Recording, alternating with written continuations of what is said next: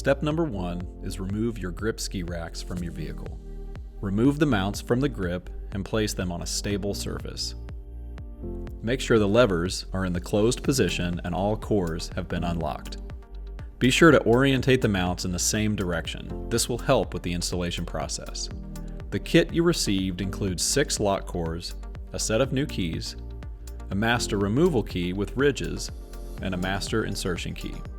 Note the location of the numbers on the lock core. The new lock cores will need to be installed in the same way. You can use the numbers as a reference point. Using the master removal key, remove the lock cores by inserting the removal key and pulling out the old core. When removing the lock cores and the mounts, insert the master removal key the same way as you did for the grip.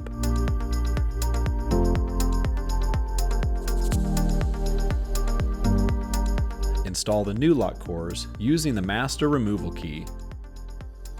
Note that the new lock core needs to have the same orientation as the old lock core.